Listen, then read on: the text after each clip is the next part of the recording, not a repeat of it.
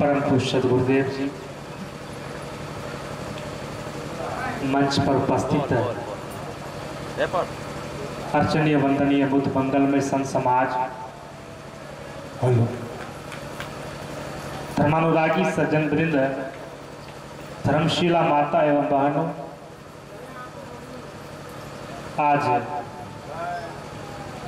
माता जी की अंतिम श्रद्धांजलि सभा के अंतिम सत्र में हम सभी उपस्थित हैं। बहुत देर से विभिन्न संतों की विचारों को हम सभी श्रवण कर रहे थे। इसी क्रम में कुछ निवेदन करने की आज्ञा हुई है। कुछ मिनट आप सबों के बीच निवेदन प्रस्तुत है।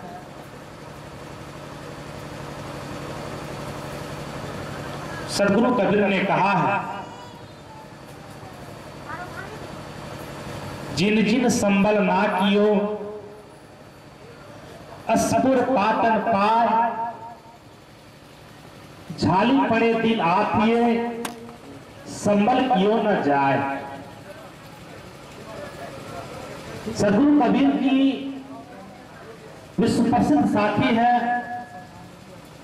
सद्गुरु कबीर का मानव मात्र के लिए बहुत बड़ी इशारा है कि है दुनिया के लोगों, कबीर साहब कहते हैं जिन जिन संबल ना कियो, संबल का शाब्दिक अर्थ होता है पूंजी, कि जिन जिन लोगों ने इस मनुष्य जीवन को पाकर के अपने वर्तमान जीवन में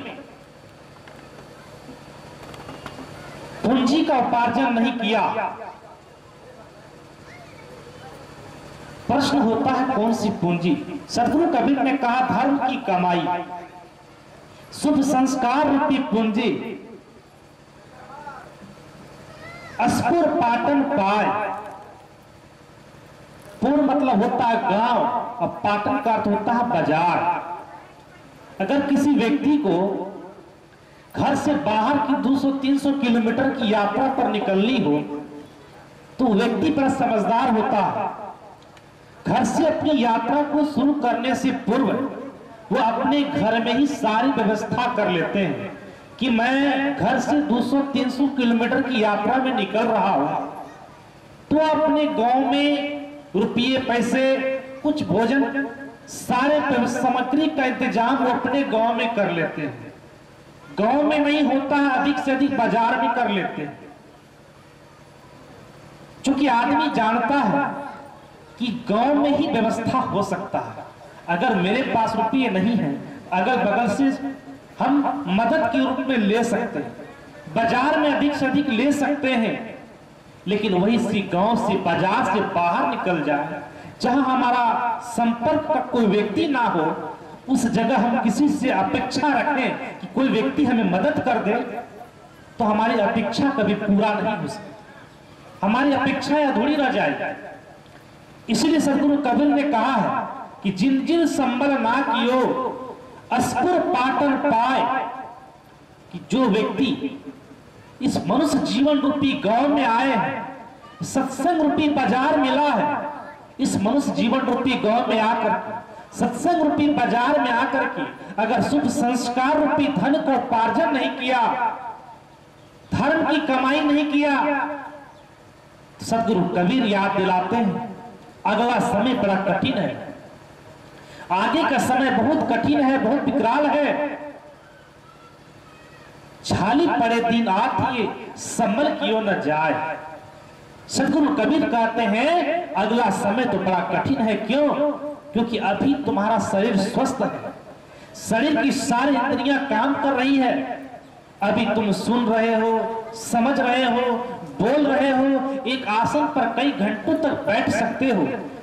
धीरे धीरे उम्र बढ़ते जाता है, व्यक्ति बचपन से जवानी की होते हुए बुढ़ापा की ओर पहुंचता है, उनकी शरीर शिथिल होने लगते हैं, सारी इंद्रियां शिथिल होने लगते हैं, और उस समय हमारा शरीर की सारी इंद्रियां काम करना बंद कर देता है। उस समय हम साधना करने योग्य नहीं रह जाते हैं, उस समय हमारे शरीर काम नहीं करता है, उस समय हम देख नहीं पाते हैं, सुन नहीं पाएंगे, किसी बात को कुछ दिनों तक अपने दिमाग में मन मस्तिष्क में याद नहीं रख पाएंगे।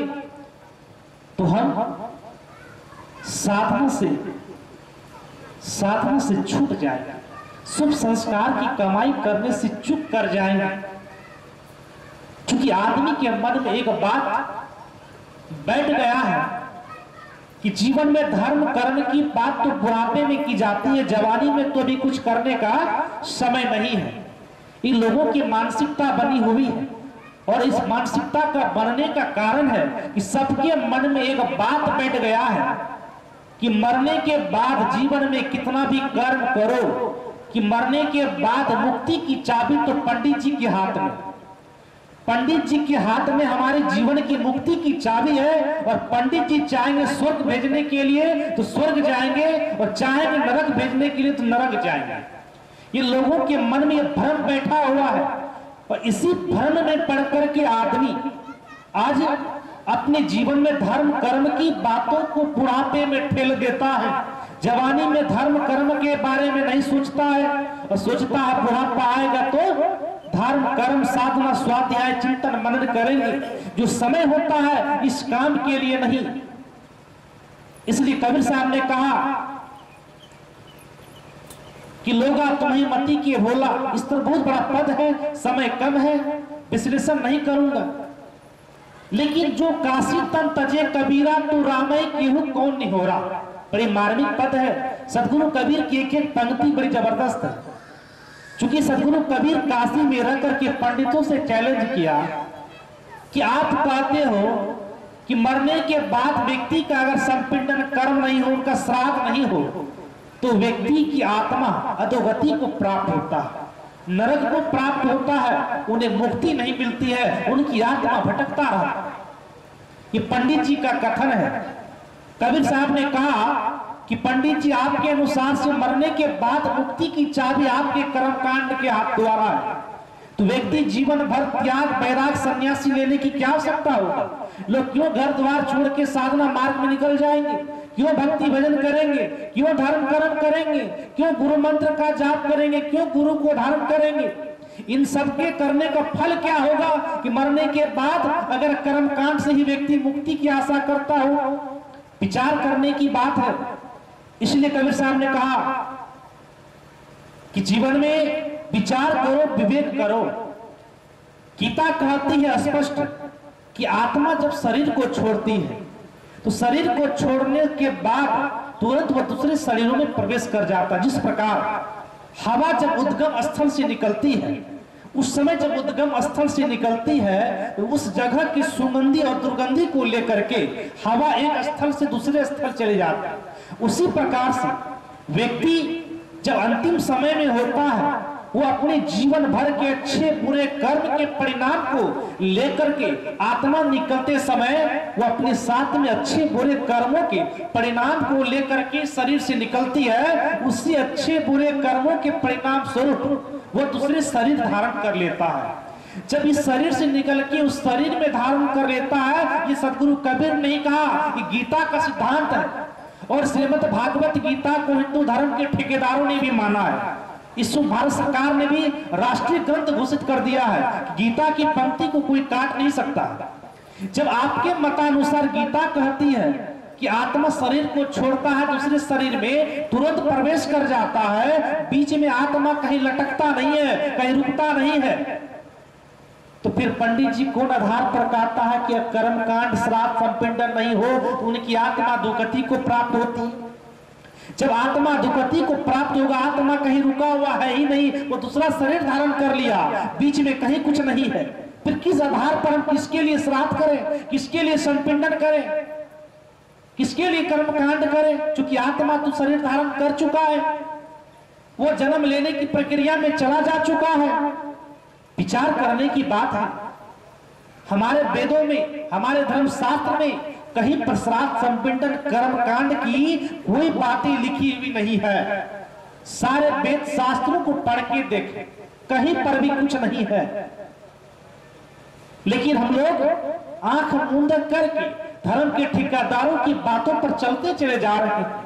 क्योंकि अपने आप को हम अवगुण मान लेते हैं, हम बहुत बड़े विद्वान पढ़ लिख करके बैठे हुए हैं, लेकिन सब कुछ करने के बाद भी धर्म के मार्ग में आकर के हम बेवकूफ बन जाते हैं, अज्ञान हो जाता है। इसलिए विवेक की आंखें को खोलने की आवश्यकता है। अपने जीवन में, अपने अंदर में जो मनुष्य जीवन की सबसे मार्मिक गुण है विवेक और विचार, इसके सहारे अगर जीवन में चलोगे तो धोखा से बच जाओगे। अंधविश्वास, पाखंड, चमत्कार जो आपके धर्म के मार्ग में, भक्ति के मार्ग में आगे बढ़ने से रोकता है, उन सारे पाखंडों से बच करके जीते जी जीवन में मुक्ति लाभ कर लोगे। और जीते जी अगर जीवन में मुक्ति लाभ नहीं किया तो मरने के बाद मुक्ति मिलने वाली नहीं है। इसलिए हम ऐसा ना सोचे कि जवानी है तो संसारिक काम काज को करने का समय है, भक्ति भजन बुढ़ापे का काम है, ऐसी अवधारणा अगर हमारे मन में है तो हमारी ये मूर्खता है। इसलिए शरीर जब तक स्वस्थ है, बुढ़ापा दूर है, बीमारी दूर है, तो धर्म की कमाई कर ले, इसी में आपकी जीवन की सार्थकता होगी। मरने के बाद अगर आपके नाम पर आपके घर परिवार के लोग कुछ भी करेगा, उससे आपका कोई संबंध नहीं है, कोई प्रयोजन नहीं है, उससे आपका कोई फल आपको नहीं मिलेगा। ये फल घर परिवार के लोगों को मिलेगा, समाज के लोगों को मिलेगा, मरने वाले लोगों को कुछ नहीं मिलने वाला है। उनका कर्म ही उनका साथी होगा, उनका धर्म ही उनका साथी होगा। इसलिए सावधान होकर के अपने जीवन में कर्म करो, धर्म करो, साधना करो, स्वाध्याय करो, सेवा करो, परोपकार करो, यही आपकी जीवन के लिए संबल बनेगा, वही आपके जीवन के लिए सहायक बनेगा। बाकी कुछ भी आपके जीवन के लिए सहायक नहीं हो सकता। विशेष कुछ नहीं कहूं, 10 मिनट का समय था। श्री साहब जी मंच पर विराजमान है, श्री साहब जी के विचारों को सुनना है। अभी किस